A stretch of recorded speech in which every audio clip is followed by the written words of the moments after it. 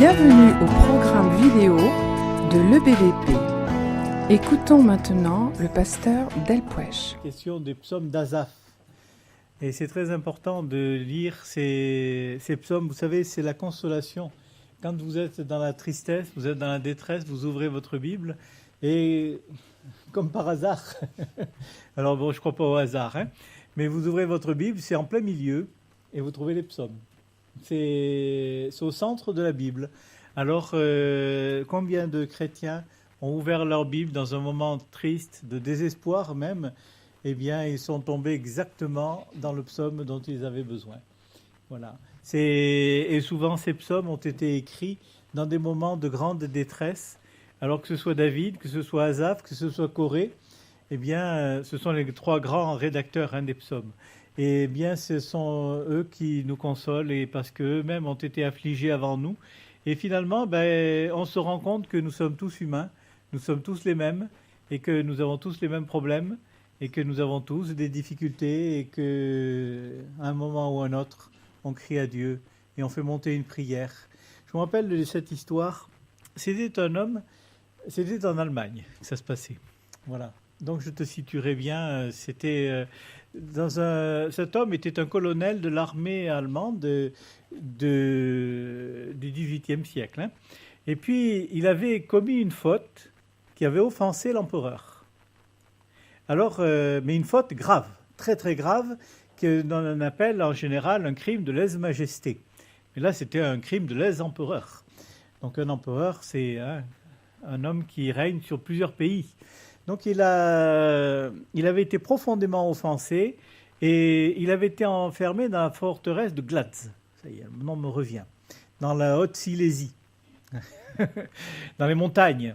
Et là où il y a des très hautes montagnes, il était sur un pic, ce fort était sur un pic. Impossible de s'évader de là et c'était à vie. Et c'était un homme d'une trentaine d'années qui avait été enfermé et il savait qu'il était enfermé pour toujours. Et alors, il avait une seule chose qui était dans sa cellule, c'était une Bible. Mais c'était un homme irreligieux. Et il ne se souciait bien peu de Dieu, bien peu de la Bible. Et il avait mené une joyeuse et brillante vie jusqu'à ce moment-là. Et alors, un jour, dans son ennui, un soir, il ouvre la Bible et il la lit. Et il commence à lire.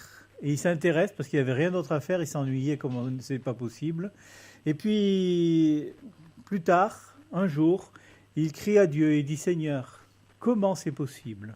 Parce que toute la foi de son enfance était en train de revenir. Et puis il avait retrouvé le Seigneur, retrouvé le Sauveur. Il s'était converti. Il était passé de la mort à la vie, des ténèbres à la lumière, par la lecture de la Bible. Et puis un jour, il a dit « Mais est-ce que c'est sans espoir? Est-ce que je ne sortirai jamais ?» Et alors, il ouvre sa Bible. Bien sûr, ça tombe sur un psaume. Psaume 51. Invoque-moi, je ne vais pas le lire, je vous le récite, je connais par cœur. Invoque-moi au jour de la détresse, je t'en délivrerai et tu me glorifieras. Et alors il a crié à Dieu. Il a dit, si je ne suis pas dans la détresse aujourd'hui, je ne le serai jamais.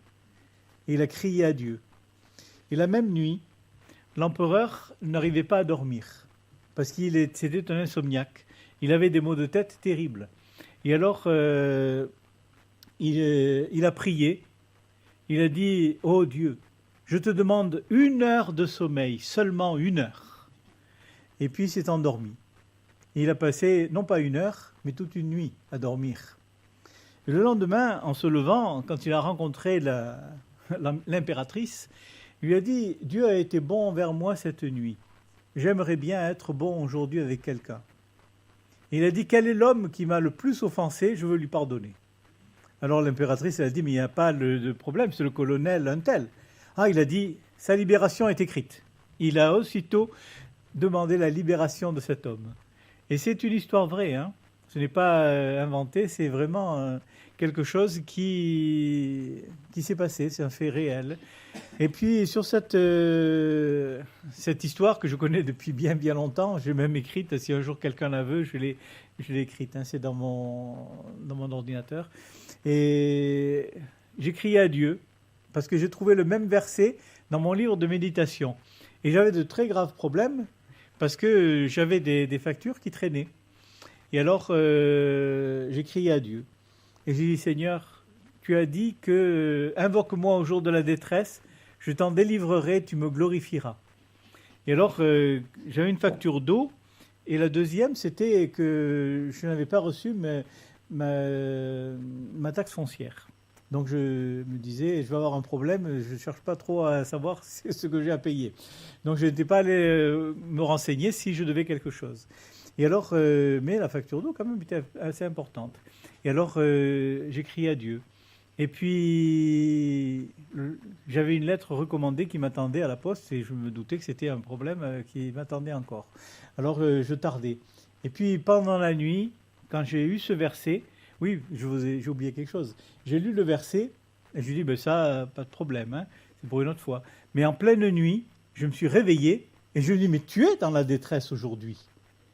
Et j'ai prié, j'ai dit, Seigneur, délivre-moi. Et j'ai dit, demain, cette lettre, tu vas aller voir, parce qu'il faut tout résoudre. Et je vais aller voir les personnes, tout ça, et on va s'arranger. Et alors, je suis allé chercher la lettre, et en fait, la lettre recommandée contenait exactement la somme pour payer tout ce que j'avais à payer. C'est quelqu'un qui m'a envoyé de l'argent en billets. Donc, il avait envoyé une lettre recommandée. Et alors, en fait, avant midi, tout était payé. Je suis allé au Trésor public, qui était un peu plus loin, et j'ai dit, mais je n'ai pas reçu. Il m'a dit, mais vous ne l'avez pas reçu parce que vous ne pouvez pas, vous ne gagnez pas assez. Donc finalement, je devais beaucoup moins que je pensais. Et ce que je devais, je pouvais le payer tout de suite. Et donc, et en fait, il n'y avait pas de problème. Mais Dieu m'avait délivré. Alors, comme il était dit, je te délivrerai et tu me glorifieras. Alors aussitôt, quand j'ai rencontré la première personne, je l'ai rencontré, je lui ai dit, tu sais ce que c'était un voisin, je lui ai dit, tu sais ce que Dieu a fait pour moi, parce qu'il savait que j'étais chrétien. Alors je lui ai expliqué, il m'a dit, tu as de la chance. Nous n'avons pas de chance, nous avons Dieu. Nous avons un grand Dieu, nous avons le grand Dieu, nous avons le Dieu vivant.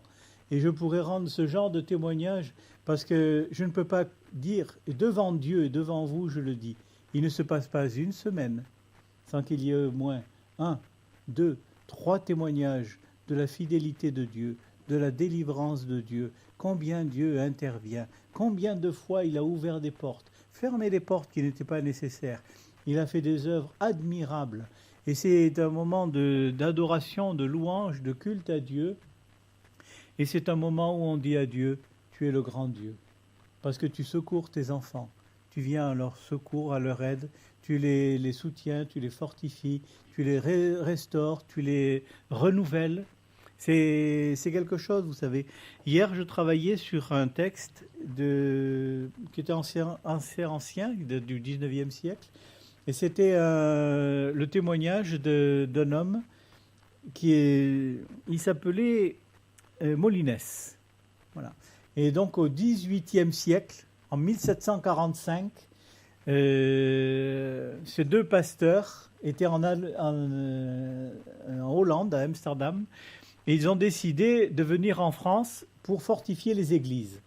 Mais en France, il y avait la persécution. Et les chrétiens et les pasteurs en particulier étaient mis en prison, il y avait les galères, et il y avait la mort. Même pour les pasteurs, c'était la mort, c'était certain. Et alors, ils sont allés quand même avec courage, ils se sont dit, on va fortifier les églises. Ils sont arrivés, et bien entendu, ils ont été attrapés. Et ils se sont retrouvés avec un juge, questionnés et tout. Et puis, le premier pasteur, Benazé, il s'appelait, eh bien, a été amené pour être exécuté. Et devant le deuxième. Et alors, il a subi le martyre. Il a été tué. Et quand est arrivé le tour du deuxième, M. Molines, eh bien, il a dit non, je préfère abjurer. Et il a abjuré sa foi. Alors, ne le condamnez pas trop. Si vous voyez une corde et une potence, c'est le minimum. Hein, parce qu'il y avait la roue. Et les uns, je ne vous décris pas tout ce qui pouvait être fait. Hein. Donc c'était le minimum, la corde. Et alors quand il a vu l'exécution de son ami, son collègue, eh bien il a dit non, j'abjure. Il a abjuré. Et il a été libéré. Et aussitôt, il a perdu la paix avec Dieu. Il n'y avait plus rien qui existait pour lui. Hein. Le soleil a cessé de briller. Hein. Et il s'est humilié, il a pleuré. Il a dit, mais comment est-ce que je peux obtenir le pardon? Une vie ne suffit pas pour me repentir de ce péché, d'avoir renié le Seigneur Jésus, d'avoir refusé la couronne du martyr. Et puis il est rentré en Hollande. Il était catholique maintenant. Donc il est rentré en Hollande, personne n'y a fait d'inquiétude. Et puis la première chose qu'il a fait, il a rencontré un pasteur. Il a pleuré, il lui a dit, je demande pardon. Et il a réussi à obtenir que des personnes l'écoutent. Il s'est humilié publiquement, il a demandé pardon, il a fait tout ce qu'il fallait faire, mais il ne trouvait pas vraiment la paix. Et toute sa vie, 40 ans, il a dit, comment est-ce que je peux trouver la paix? Comment je peux retrouver la paix avec Dieu? Parce que j'ai tellement péché. J'ai renié le nom du Seigneur Jésus-Christ, de mon Sauveur qui a donné sa vie pour moi. Moi, je n'ai pas été capable de donner ma vie pour lui. Et donc, il priait. Et puis, jusqu'au jour où il a demandé, il était déjà très âgé, et il a demandé, est-ce que je ne pourrais pas faire une réunion et dire quelque chose? Et on lui a accordé, mais pas dans une église, hein, pas dans une église. Vous êtes trop pécheur. Et alors, on a fait une centaine de personnes, pas plus, hein, mais il y avait beaucoup de monde qui voulait écouter ce qu'il avait à dire. Et il a prêché sur Pierre, qui a renié le Seigneur Jésus. Et comment il s'est humilié, Et à partir de ce moment-là, ça commençait à aller mieux. Mais ça a été la fin de sa vie. Vous voyez, c'est de combien de moments nous sommes dans les difficultés, nous sommes dans la tristesse. Nous retrouvons tout cela dans les psaumes. Nous trouvons David, mais le psaume 51, vous l'avez déjà trouvé parlant pour vous, quand vous étiez tombé dans le péché? Je vous recommande, parce qu'il nous arrive bien souvent de faire des faux pas. On n'a pas renié le Seigneur Jésus comme redevenir des catholiques ou des ceci ou cela, mais combien de fois on l'a renié de toutes sortes de manières? Non, je ne connais pas cet homme. C'est combien de fois? Non, je ne veux pas parler de lui parce que c'est trop dangereux. Et puis on lit les psaumes et on dit, Seigneur, tu m'as compris. Avant même que j'existe, il y avait des paroles de consolation qui me concernaient dans ta parole. Comment c'est possible? Ces paroles ont été écrites il y a des milliers d'années. Ce n'est pas des centaines d'années, c'est des milliers d'années. Et c'était à des époques totalement différentes des nôtres. Hein. Les gens ne s'habillaient pas de la même manière. Hein. Il y avait Baal, Astarté et tous ces faux dieux. Mais aujourd'hui, il n'y a personne qui s'intéresse à Baal. Hein. Ils sont tombés complètement en désuétude. Il y a d'autres dieux de ce monde. Les dieux du foot, les dieux de la télé, les dieux de la chanson, les dieux de tout ce que vous voulez. Mais chacun se prosterne devant ses idoles. Mais toutes ces choses ont été écrites pour nous. Et nous les lisons aujourd'hui, au XXIe siècle, en 2020. Hein, un cinquième du XXIe siècle, on a fait. Hein, et on arrive et on lit, et on trouve encore des consolations. Et on dit, Seigneur, que tu es bon. Tu me parles encore aujourd'hui. Tu m'inspires, tu me consoles. Tu me dis des choses qui dépassent tout ce que l'homme peut imaginer ou penser. Et pour revenir à nos psaumes, au psaume d'Asaph, Asaph était dans un moment difficile, je vous l'ai déjà dit. Son monde avait basculé, tout avait changé. Et puis, il avait perdu tous ses repères. C'est pour un bon juif, le temple représentait énormément. C'était le centre du culte. Il y avait quelque chose de tangible, quelque chose qui se voyait.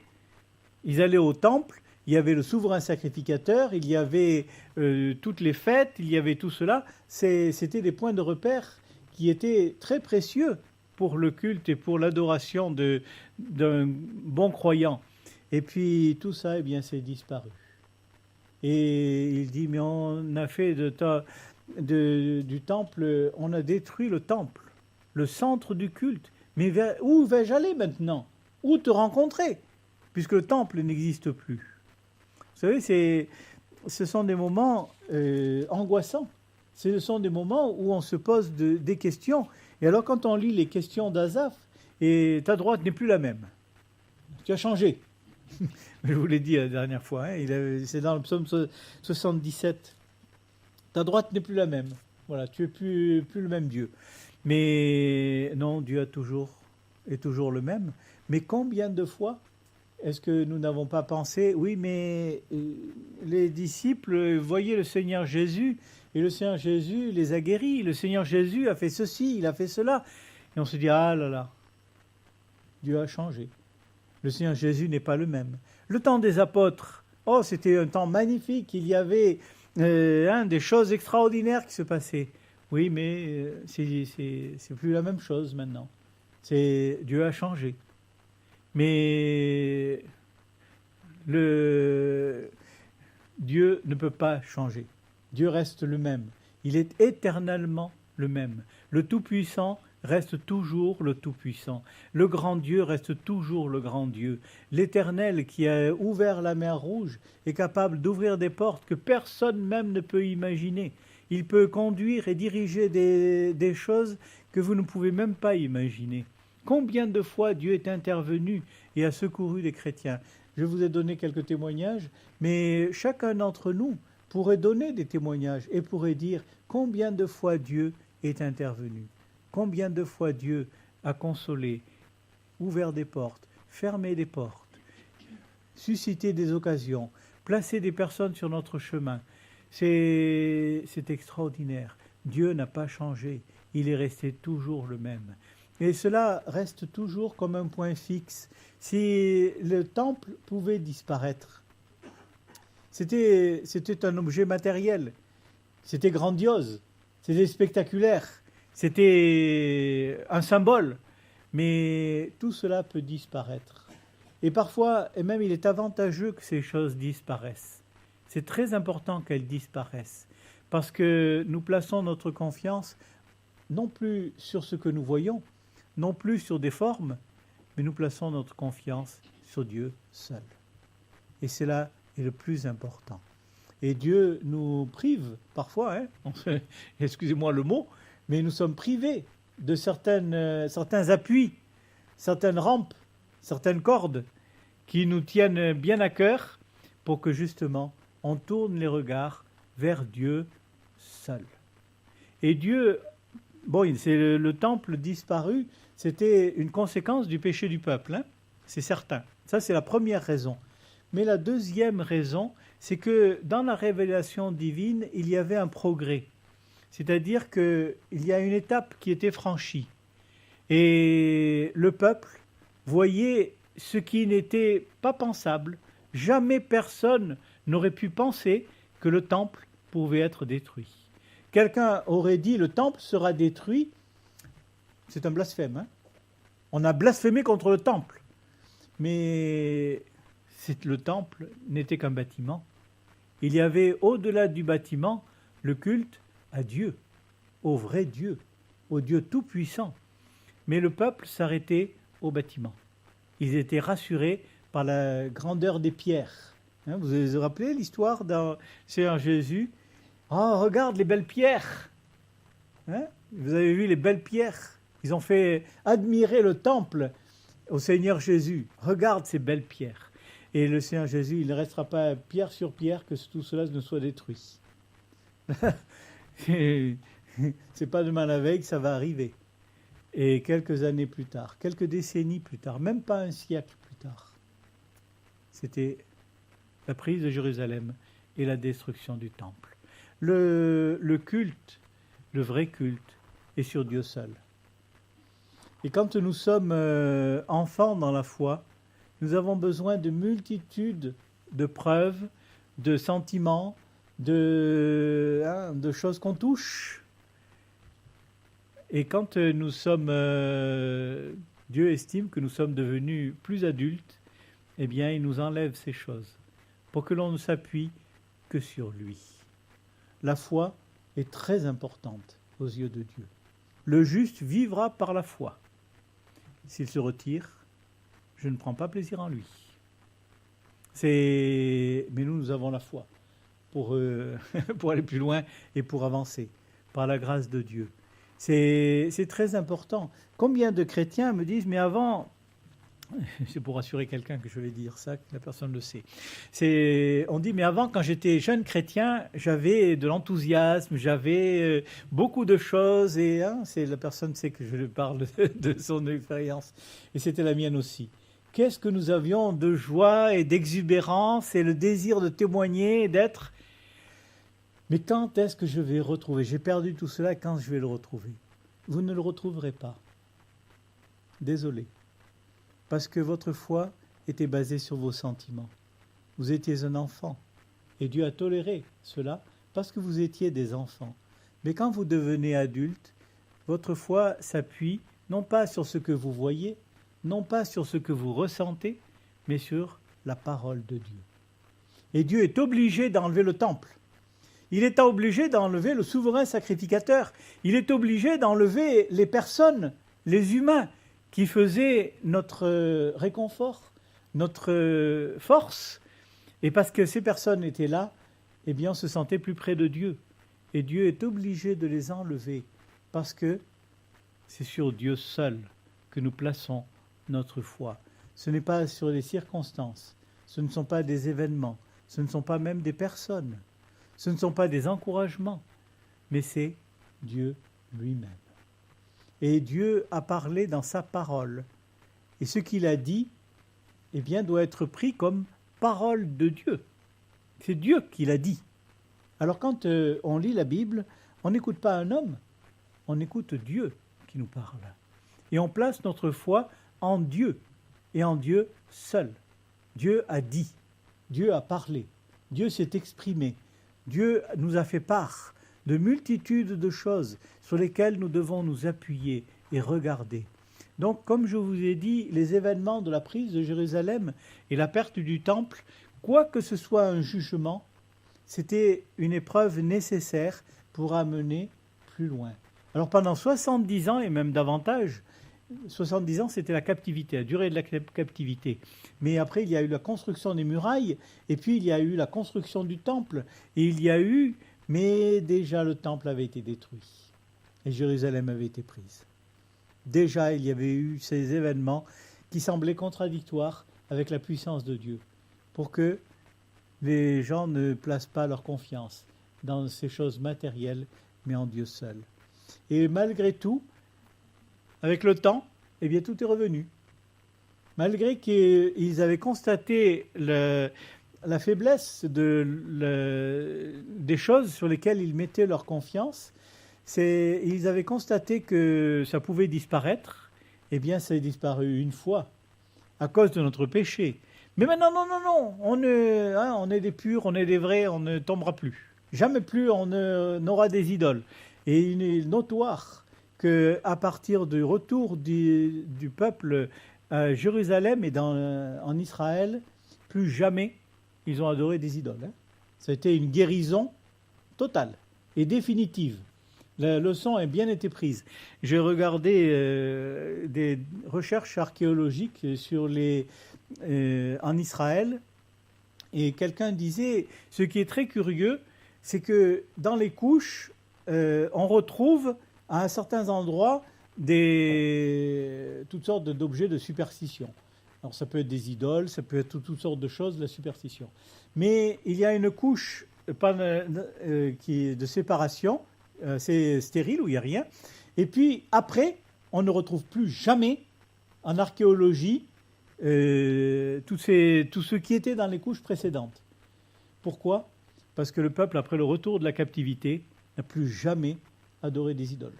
C'était fini. Là, ils ont été guéris. Mais est entrée autre chose, c'est la propre justice. On était satisfait de nous-mêmes, satisfait de ce que nous sommes, de ce que nous avons. Voilà.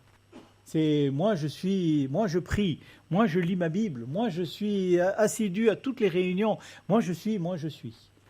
Et si vous vous appuyez sur tout cela, vous vous appuyez sur vous.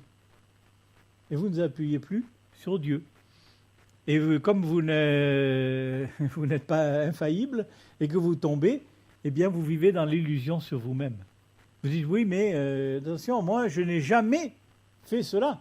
Oui, mais les autres l'ont fait. Alors on le regarde, oui, mais ça, je ne suis pas comme lui. Mais nous sommes comme nous.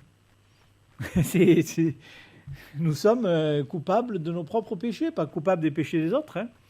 Et alors, on s'appuie sur soi-même au lieu de s'appuyer sur Dieu. On s'appuie sur sa piété, on s'appuie sur sa propre sainteté, on s'appuie sur ses propres convictions, s'appuie sur nos propres découvertes, sur nos propres recherches bibliques. Moi, je suis un bon chrétien. Moi, je prie tant d'heures par jour. 5 minutes. C'est pas exagéré. Moi, je fais ceci, moi, je fais cela. Et puis, on aimerait bien que les autres le sachent aussi. Hein.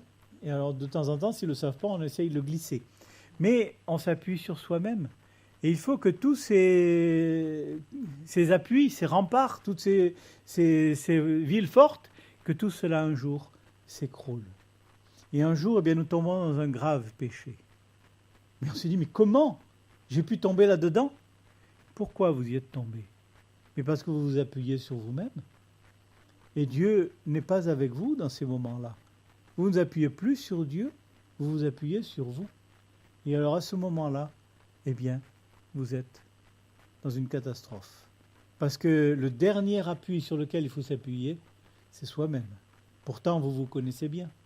Vous savez que vous n'êtes pas si fort que ça. Et que vous êtes bien faible même. Vous n'avez pas vraiment d'illusion sur vous-même. Il faut vraiment se raconter des histoires pour croire que nous sommes capables de faire quelque chose. Bien sûr, on peut avoir la force physique, on peut avoir la force intellectuelle, on peut avoir beaucoup de qualités, de dons naturels, mais tout cela ne suffit pas pour les choses spirituelles. Il faut autre chose, il faut bien plus, et on s'appuie alors quand on est tombé, et que l'on s'est déçu soi-même, et que l'on est courbé jusqu'à terre, alors on ne s'appuie plus que sur Dieu. On dit, Seigneur, il n'y avait que toi. Parce que même dans mes forces, je ne pouvais pas compter sur les autres. Et maintenant, je me rends compte que je ne peux pas compter sur moi. Alors je compte sur toi. Je regarde vers toi. Et parfois, il faut toute une vie pour arriver à comprendre qu'il faut s'appuyer sur Dieu et même pas sur soi-même. Et quand le Seigneur Jésus est venu, il a amené une espérance, l'espérance. Il a donné sa vie pour nous. Nous a sauvés, nous a graciés. Nous étions perdus. Maintenant, nous sommes sauvés.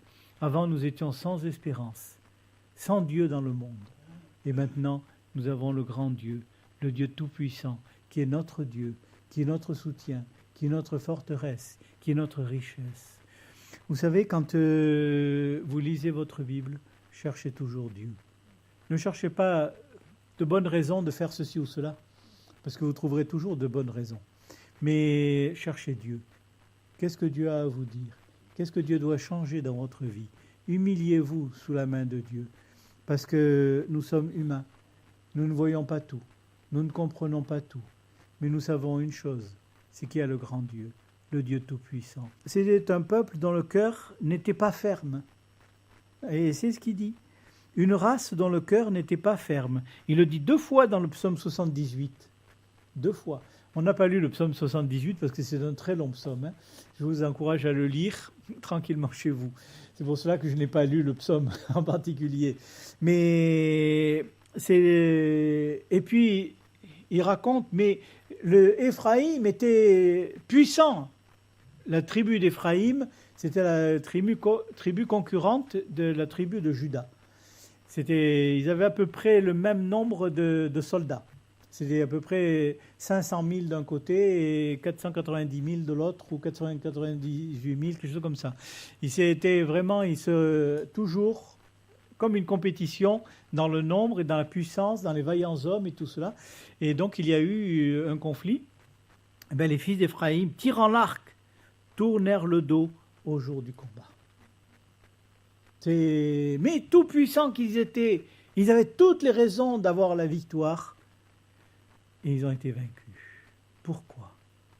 Parce qu'ils n'étaient pas fidèles. Ils ont tourné comme un arc trompeur. Leur cœur n'était pas ferme. Vous savez, les choses n'arrivent pas par hasard. Vous avez des chrétiens qui marchent avec le Seigneur, qui grandissent, qui vivent près du Seigneur. Eh bien, ce n'est pas un hasard.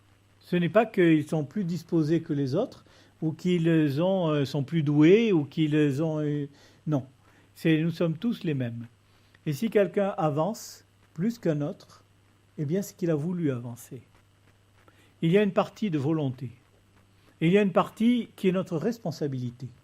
Alors, ne tombez pas dans le fatalisme. J'ai déjà parlé du fatalisme. Le fatalisme du chrétien, c'est notre pire ennemi. La chance n'existe pas. Le hasard non plus. Voilà, ça c'est clair. Si quelqu'un travaille, eh bien, il a ce qu'il faut. Si quelqu'un étudie, eh bien, il réussit ses examens. Alors, on ne réussit pas toujours, parce que nous ne sommes pas toujours en forme. Et puis, certains sont doués pour certaines choses, d'autres sont doués pour d'autres. Mais nous sommes équivalents. Nous avons, si on veut marcher avec le Seigneur, eh bien, il n'y a pas de raison que nous ne marchions pas. Si le cœur n'est pas ferme, c'est parce que nous n'avons pas voulu que le cœur soit ferme, ou on n'a pas regardé comme une priorité que notre cœur soit ferme. Si vous voulez que votre cœur soit ferme, vous avez la parole de Dieu. Que dit Dieu dans sa parole? Nourrissez-vous de ce que Dieu dit. Il a parlé. Dieu ne parle pas au hasard. Il n'a pas parlé dans le vent. Il a dit des vérités profondes et sérieuses que nous devons garder précieusement dans notre cœur, dont nous devons nous souvenir, dont nous devons faire la priorité dans notre vie. Le juste vivra par la foi. Mais s'il se retire, mon âme ne prend pas plaisir en lui.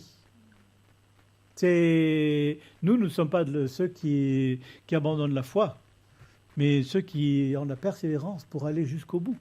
C'est par la foi que toutes ces personnes ont vécu dans le passé. Et vous dites, oui, mais moi, la foi, je ne sais pas ce que c'est. Et je me suis posé exactement les mêmes questions à un moment donné de ma vie. C'est où est la foi? Comment on trouve la foi? Comment on grandit dans la foi? Il n'y a pas d'autre solution que par la parole de Dieu. Si vous voulez, ça je vous l'ai déjà dit à plusieurs reprises, mais je préfère le redire, comme ça je suis sûr que vous l'avez entendu une fois de plus.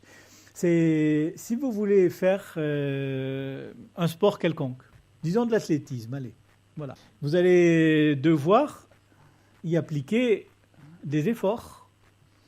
Et si vous restez toujours ça y est, c'est bon. Tous les jours, vous faites 2 ou 3, ça va. Eh bien, vous n'aurez pas beaucoup de résultats. Parce que tous les sportifs savent qu'il faut aller aux limites de ses forces. Toujours aller à sa limite. Toujours pousser la limite. Et un jour, on se rend compte que la limite, elle est un peu plus loin. Parce que nous prenons des forces toujours plus loin. Parce que on fait les efforts nécessaires pour aller plus loin. Alors, ce qui est vrai pour les muscles, je m'arrête là avec les muscles, c'est surtout vrai pour la foi. Si vous voulez que votre foi grandisse, alors méditez la parole de Dieu. Mais ne la méditez pas seulement pour avoir une connaissance biblique, une connaissance théologique, mais exercez votre foi sur la parole de Dieu. C'est que dit Dieu? Ne t'ai-je pas donné cet ordre? Fortifie-toi et prends courage. Ne t'effraie point, ne t'épouvante point, car l'Éternel ton Dieu est avec toi dans tout ce que tu entreprendras. Exercez votre foi là-dessus. Et puis il y a bien d'autres paroles que vous trouvez, ça c'est le verset qui me vient à l'esprit, mais vous avez des multitudes de paroles d'encouragement, de consolation, d'affermissement dans la parole de Dieu. C'est très important de méditer la parole de Dieu, mais d'apprendre par cœur, de s'exercer, d'exercer sa foi, d'exercer sa persévérance, sa fermeté. Dieu a dit, Dieu a réellement dit ce qu'il a dit. Et vous avez des multitudes d'occasions dans ce monde de remise en question de ce que vous croyez. Mais c'est un privilège. Vous allez me dire, oui, mais ce n'est pas toujours très agréable que les gens me remettent en question. Mais accepter d'être remis en question, c'est votre foi qui est remise en question. Et votre foi a besoin de s'exercer. Et je croirai, même si il n'y a plus de raison de croire autour de moi, même si tout disparaît, même si tout s'effondre, je continuerai à croire, à m'appuyer sur la parole de Dieu. Parce que Dieu a dit qu'il ne nous abandonnerait jamais, qu'il serait toujours avec nous. Et voici, je suis avec vous tous les jours, jusqu'à la fin du monde. Vous savez, c'est une grande consolation. Une grande consolation. Savoir que partout où vous êtes, vous avez Christ avec vous, qui vous accompagne. Quand vous êtes dans le métro, vous avez des multitudes autour de vous. Bien plus près de vous, vous avez Christ. Et même, je vais vous dire quelque chose. Vos vêtements ne sont pas plus près de vous que Jésus-Christ. Parce que si vos vêtements sont sur votre peau, Jésus-Christ est en vous, dans votre cœur. C'est ça qui est important. Vous pouvez lui parler constamment. Vous pouvez lui dire, Seigneur, je veux vivre pour toi. Je veux grandir dans la foi. Je veux vivre de ta vie. Je veux marcher en comptant sur toi, en regardant à toi, en m'appuyant sur toi. C'est un exercice constant, quotidien. Vous avez des gens qui courent dimanche. Ce dimanche, j'en ai vu 2 ou 3, baladeurs sur les oreilles, vêtements de sport. Hop, ça y est, ils sont partis, ils courent. C'est bon, c'est très bien qu'ils courent. Mais ils font de l'exercice. Mais pourquoi est-ce que nous n'en faisons pas ? Non, pas de survêtements, pas de baladeurs sur les oreilles, mais de l'exercice spirituel. Pourquoi est-ce que vous ne priez pas quand vous allez au travail ? Je peux vous dire, vous pouvez prier n'importe quand. Mais au départ, on ne le fait pas spontanément. C'est avec le temps. C'est rendez grâce à Dieu. Vous passez à côté d'un arbre, vous pouvez rendre grâce à Dieu d'avoir créé les arbres. Vous passez, il pleut, vous rendez grâce à Dieu de ce que l'eau tombe du ciel et que s'il n'y avait pas d'eau, eh bien, ça serait la sécheresse. Tout le monde est en train de râler. Avez-vous pris la précaution de rendre grâce à Dieu pour tout cela ? Rendre grâce à Dieu pour les épreuves, rendre grâce à Dieu pour toutes choses. Oui, mais je rends grâce à Dieu avant le repas de midi. Mais si vous vous contentez de rendre grâce à Dieu qu'à ces moments-là, je peux vous dire, je ne dis pas que c'est mauvais, mais je dis que ce n'est pas suffisant. Rendez grâce à Dieu pour toutes choses. Et vous verrez qu'avec le temps, vous rendez grâce pour toutes choses. Quand il est dit prier sans cesse, les gens se disent, mais je ne vais pas être à genoux tout le temps pour prier. Mais vous pouvez prier sans cesse, ça je peux le dire, et je peux en témoigner. Vous partez, vous quittez la salle, et vous vous mettez à prier. Vous priez pour les gens, vous priez pour les situations, vous priez pour les âmes perdues. Vous les rencontrez, ils sont par milliers devant vous. Et vous les voyez, vous dites, Seigneur, aie pitié de ces gens, ils sont perdus, ils sont loin de toi. Vous voyez des gens en difficulté, vous priez, vous dites, Seigneur, viens au secours de ces personnes. Vous voyez des personnes qui agissent mal, vous dites, Seigneur, révèle-toi. Mets dans leur cœur une conviction de péché, de justice et de jugement, qu'ils comprennent qu'ils font mal et qu'ils sont loin de toi. C'est quand quelqu'un sur la route vous fait un mauvais coup, eh bien, priez pour lui. Priez que le Seigneur lui parle et qu'il soit convaincu de péché. Toi, tu vas t'avoir un accident. C'est du gibier de police, toi. La contredanse, c'est pas très loin. On a tendance à maudire plutôt qu'à... mais au lieu de faire ces choses-là, priez, intercédez, demandez au Seigneur qu'il intervienne, qu'il leur parle, qu'il leur montre. Mais nous disons, mais le monde est perdu, le monde fait le mal. Mais vous avez prié pour ce monde perdu ? Vous intercédez pour le monde perdu. Vous priez pour tous ces gens-là. On est en train de râler sur toute chose, mais au lieu de prendre le côté négatif, prenez le côté spirituel et priez, intercédez. Ne ratez pas l'occasion de le faire. Toutes les occasions sont bonnes pour rendre grâce à Dieu, pour exercer sa foi, de dire Seigneur, interviens, change les cœurs. Seigneur, amène les âmes. Qu'il y ait quelque chose qui se passe. Bénis mes frères et sœurs, qu'ils grandissent dans la foi, qu'ils aillent plus loin. Je vous ai donné tout un programme. Vous pouvez prier sans cesse avec tout ça. Et je peux vous dire, je rends grâce à Dieu de ce que mes yeux se sont ouverts sur ces choses-là quand j'avais une 20aine d'années. Et avec le temps, j'ai persévéré. Et je ne me rends même plus compte. Si je ferme les yeux, je prie. C'est tout de suite. Je n'ai pas besoin de me dire, tiens, je vais prier. Si je ferme les yeux, je prie. Si je me mets au lit je prie. Je n'y pense même pas. Parce que c'est avec le temps, ces choses-là sont devenues comme une seconde nature. Parce que Dieu nous a dit, priez sans cesse. Si nous voyons la difficulté, au lieu de regarder à l'obéissance, eh bien, nous allons dire, oh, je ne ferai jamais parce que ce n'est pas possible. Je ne peux pas me mobiliser. Mais oui, mais vous pouvez le faire. Et je peux en rendre témoignage et vous dire que c'est possible. Parce que je sais que c'est possible. Toute notre vie chrétienne doit être à la lumière de la parole de Dieu. Seigneur, éclaire-moi, montre-moi le chemin, conduis mes pas, secours-moi, dis-moi les choses que j'ai besoin d'entendre. Vous ouvrez votre Bible. Est-ce que vous priez avant de lire votre Bible? Ou vous ouvrez votre Bible et voilà, je vais lire, tiens, premier chapitre de Jean, pas plus loin parce que ça serait trop prendre du temps. Mais si vous avez prié, Seigneur, ouvre mes yeux, dis-moi les choses que j'ai besoin d'entendre maintenant. J'ai besoin d'entendre ta voix me parler. J'ai besoin que tu me consoles, que tu m'affermisses, que tu me fasses grandir. Donne-moi une promesse, donne-moi une direction, donne-moi une parole qui m'amène plus loin. C'est la parole de Dieu. Ce peuple a tourné comme un arc trompeur. Pourquoi? Ses lèvres m'honorent. Ce peuple m'honore des lèvres, mais son cœur est éloigné de moi.